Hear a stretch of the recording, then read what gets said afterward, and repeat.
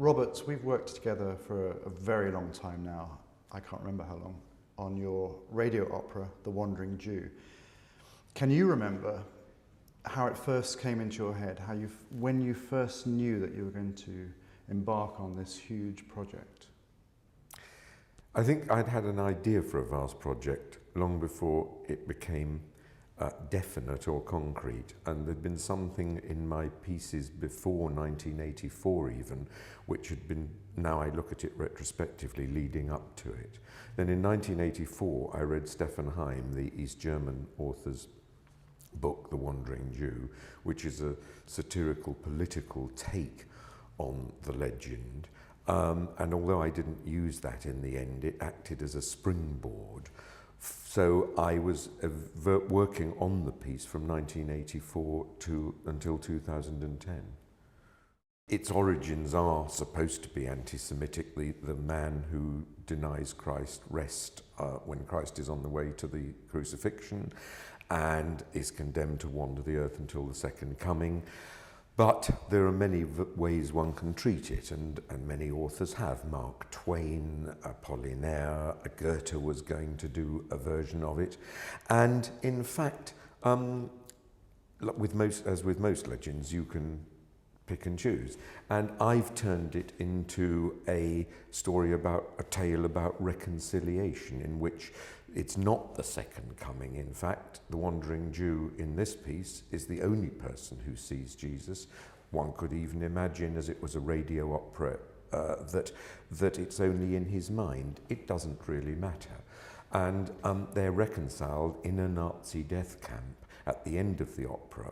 And the opera has started in a Nazi death camp, and the rest of it is a flashback. Because it covers 2,000-year span and is about the state of eternal wandering. In fact, the flashback might not even be a flashback. It might be real time, and that's part of the game. In addition, the Wandering Jew is the narrator as well. So he's the master of ceremonies, as well as a participant in the action. And actually, you've added to the legend. I mean, you've given it a new ending, haven't you? By bringing reconciliation into the scope of the legend. Yes, he doesn't become a Christian, and Jesus doesn't suddenly say, I was wrong and you were right, or anything ridiculously simplistic like that. What happens is they realize they're brothers, and that Jesus says, you're an earthly witness. And the idea of witnessing the state of humankind, if you like, which sounds terribly grand and pretentious, is what it's about. And it does play with operatic traditions. There are no literal musical quotations, but Faust and Mephistopheles appear, Kundry appears, who of course is the female equivalent of the Wandering Jew, and appears in Parsifal, and of course Wagner was famously anti-Semitic. And in the Faust and Mephistopheles tavern scene, there's very discreet references to Mendelssohn, who of course founded the Leipzig Conservatoire and was Jewish and was the butt of Wagner's anger. And of course Mendelssohn himself became a Protestant. So there are all sorts of operatic come historical references on the way.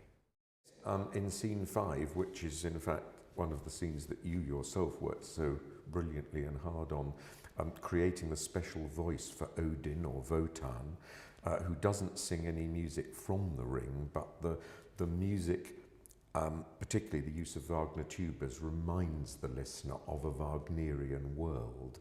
And you helped create the world that Odin sings in. He has his own soundscape, as it were.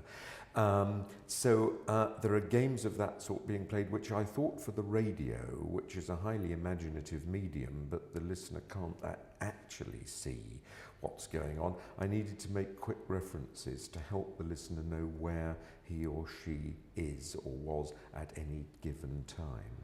Absolutely, and I remember you telling me that you wanted to create for Odin's voice something that was in its own space. And I was immediately reminded of things like films like Lord of the Rings, where they suddenly have to create a special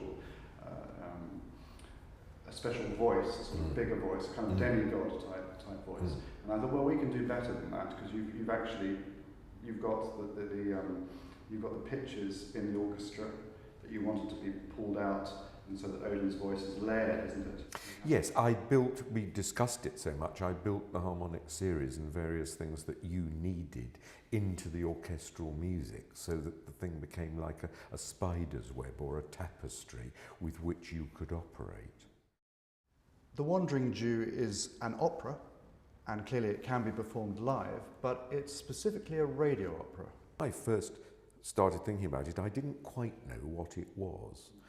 And in fact, when it was eventually commissioned, Nicholas Kenyon commissioned it at the BBC, he said, well, let's just call it The Thing. And that was the stage at which you were brought in as the producer and started talking to me in depth about what it really is and was and what radio can do in terms of being an imaginative medium. And one of the things that came out very clearly was that if you want to cross 20 centuries and flip backwards and forwards and go from the level of the Wandering Jew being a narrator to being a singer, he only sings when he's involved in the real-time action, that the radio is a wonderful medium for doing all this, because you're not encumbered by set designs and production issues, that in a way you attain an extraordinary freedom.